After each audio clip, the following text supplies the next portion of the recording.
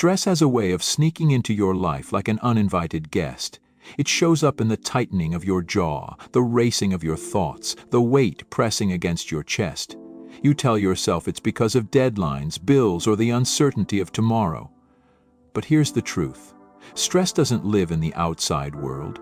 Stress is born inside you, in the way your mind responds to what happened. Marcus Aurelius once wrote, "Today I escaped from anxiety." Or no, I discarded it because it was within me, in my own perceptions, not outside. These words remind us of a truth modern psychology confirms. Stress is not an external force pressing on you. It's an interpretation, a perception, a label your mind gives to sensations in the body. That means you are not powerless. You don't need to wait for life to become easier. You have the ability to change your relationship with stress right here, right now. A first step. The breath. If you're stressed at this very moment, do this with me. Inhale slowly through your nose for a count of 4. Hold gently for 2. Exhale through your mouth for a count of 6. Repeat this 3 times. Notice something? Even the smallest act of attention starts to shift the storm inside. This is not magic, it's physiology.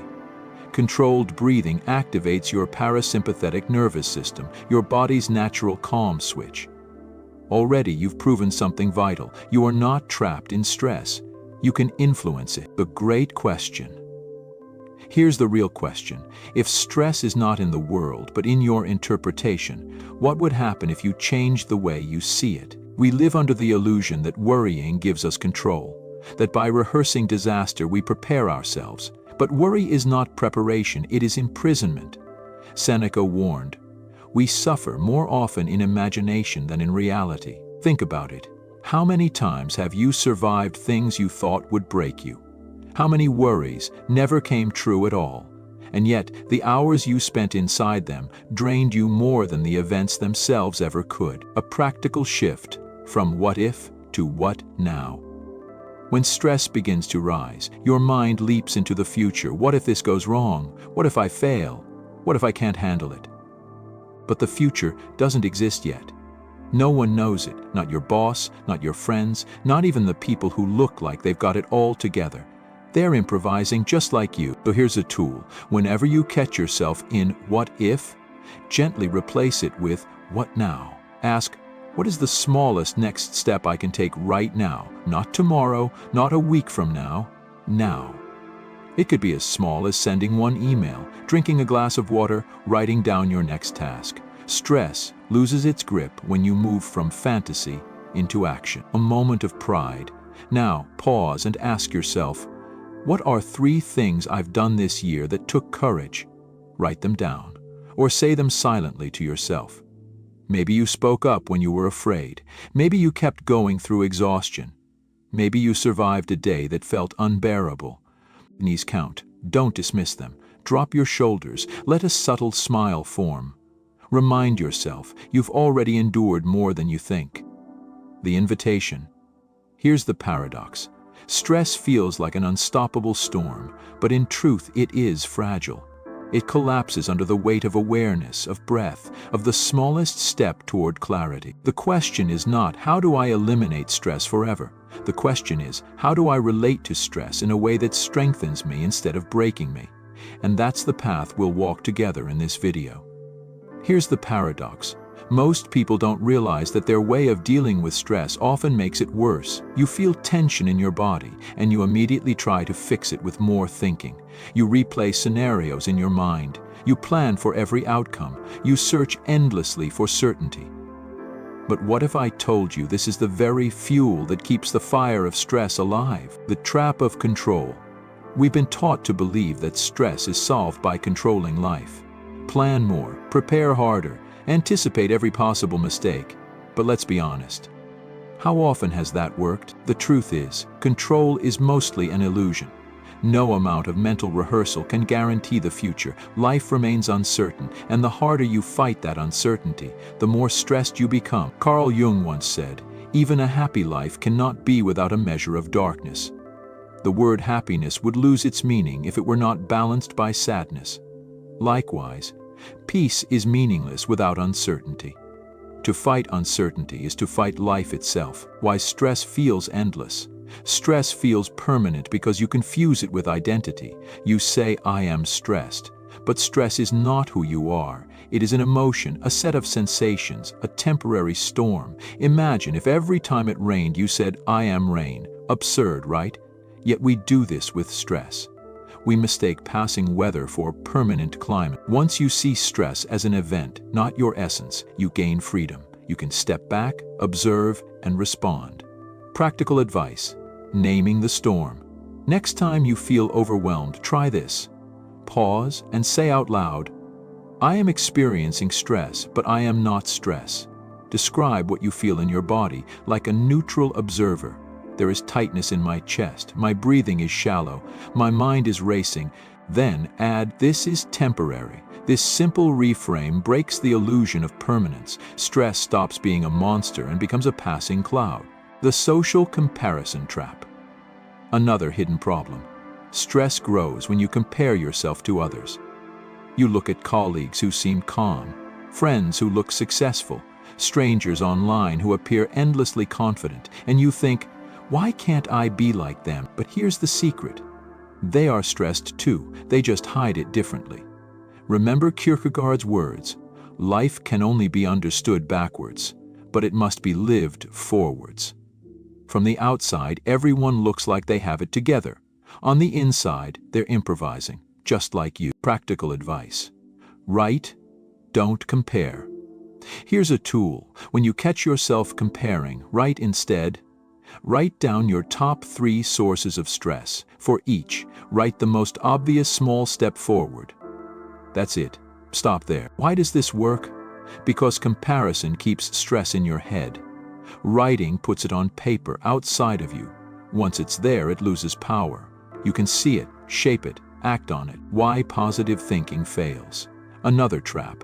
Believing the solution to stress is simply thinking positive. But forcing yourself to feel good when you don't only adds pressure. You judge yourself for not being happy enough. This doubles the weight you already carry. The key is not positivity, but clarity. You don't need to paint stress over with fake smiles. You need to look directly at it and realize, this is not permanent. This is not me. As Viktor Frankl wrote, between stimulus and response there is a space. In that space is our power to choose our response. In our response lies our growth and our freedom. That space is where stress dissolves. A quick reset technique. Try this the next time your stress spikes. Look around the room.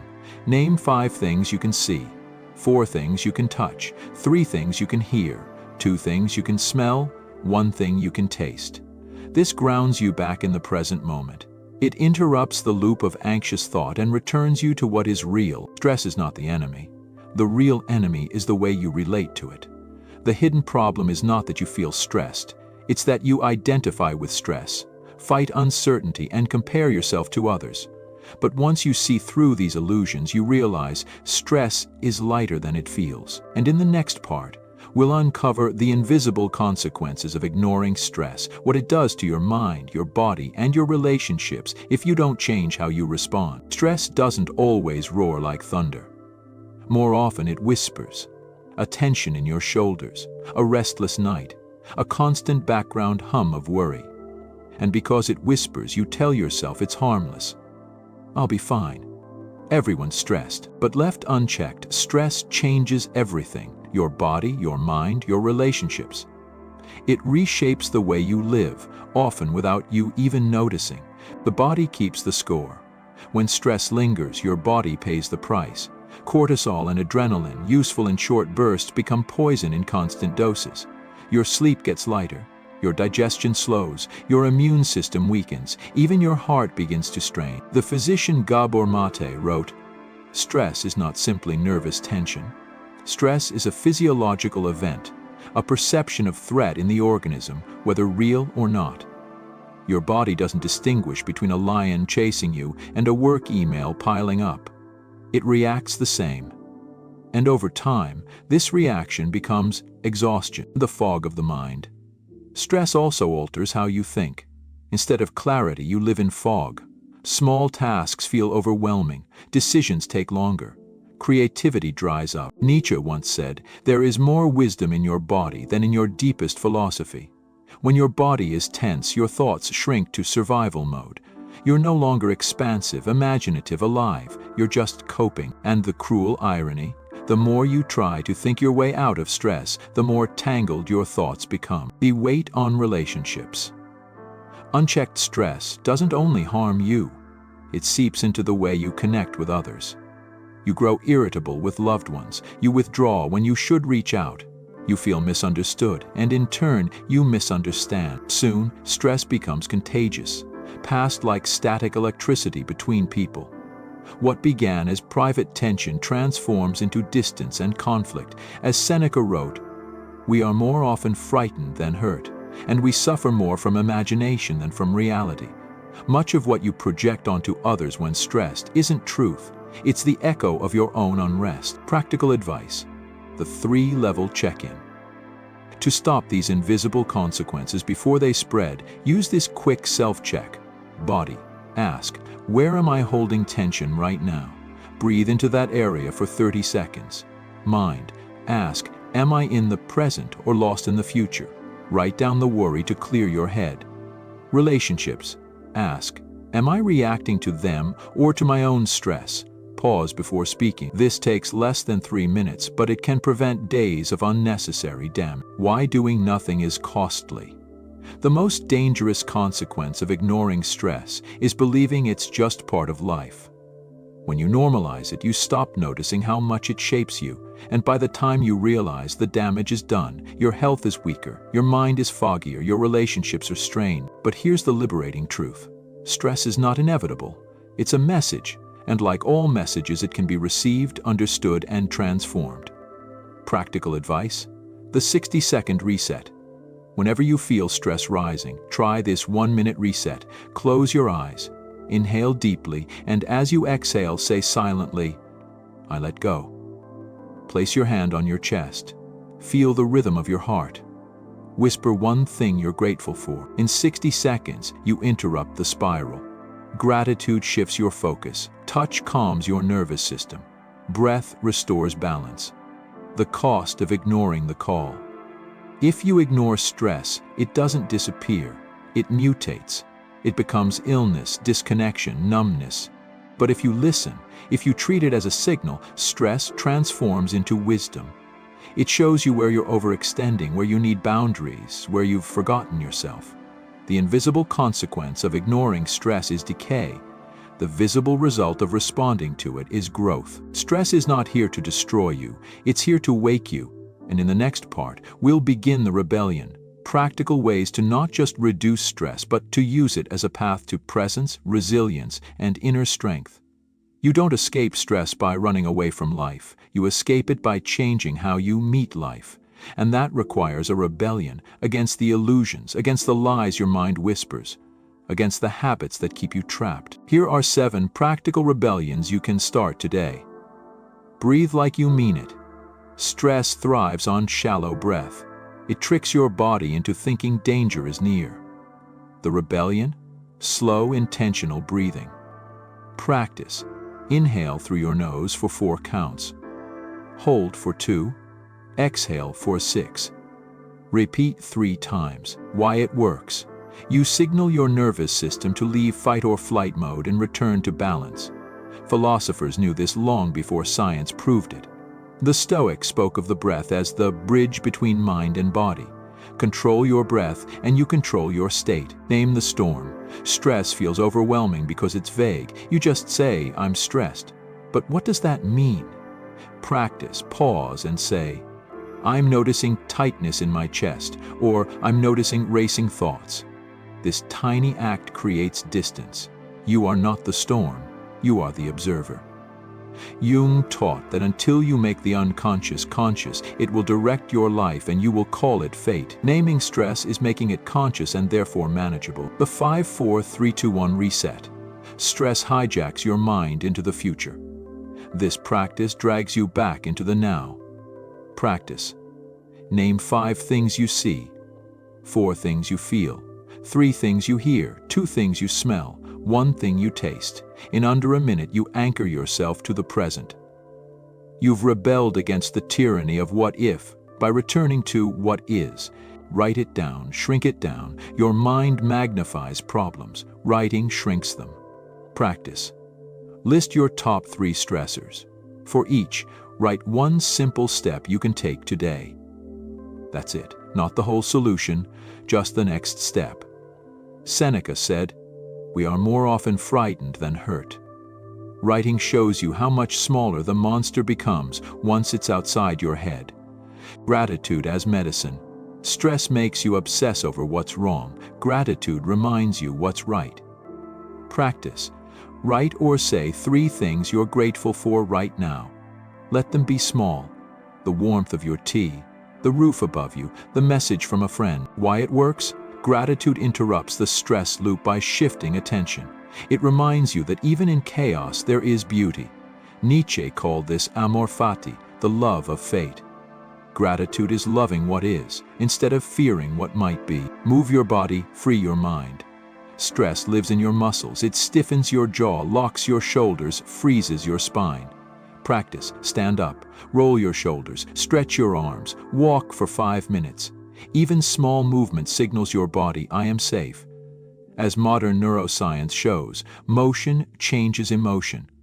You don't need a full workout, just remind your body that it is alive, not trapped. Connect without expectation.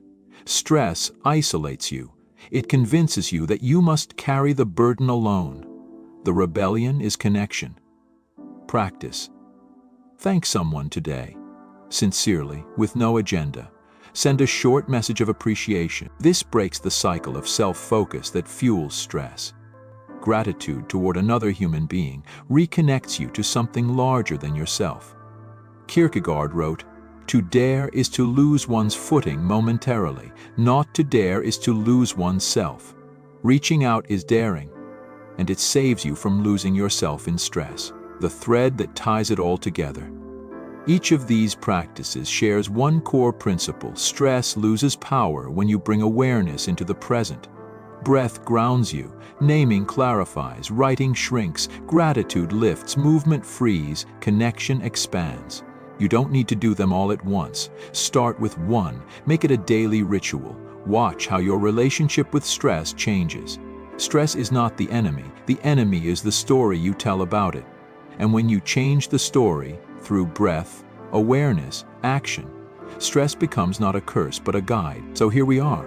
You began this video carrying the weight of stress in your body, the racing thoughts, the restless heart, the sense that life was heavier than you could hold. And yet, even now, after a few breaths, after a few shifts in perspective, you can feel it.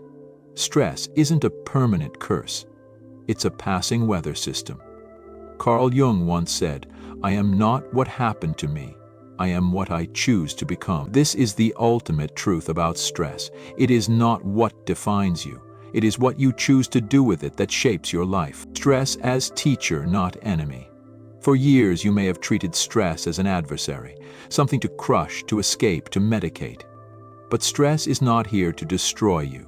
It is here to reveal you.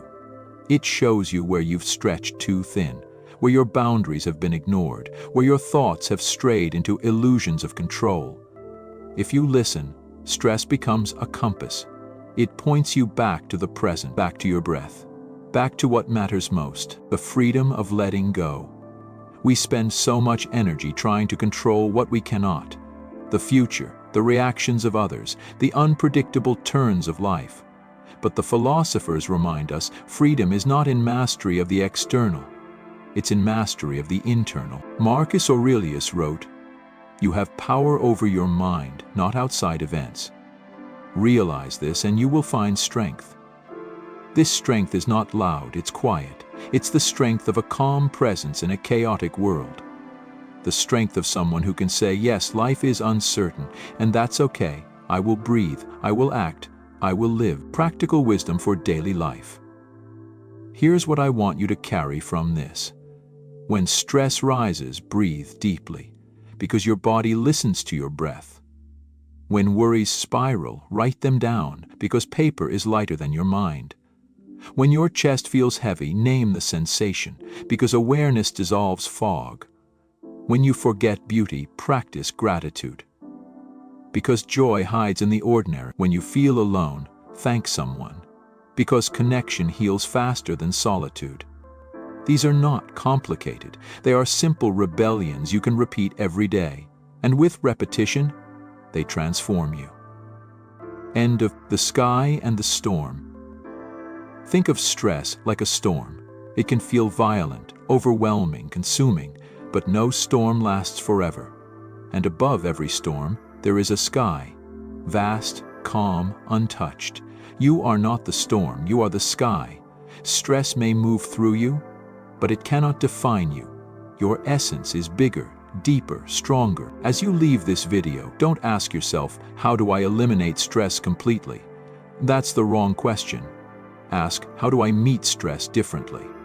Let it remind you of your breath. Let it guide you back to presence.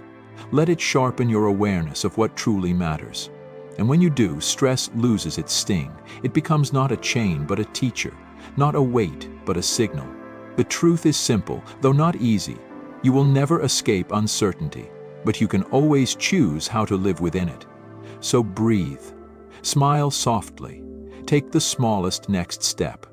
And remember, you are not alone, and you are not powerless.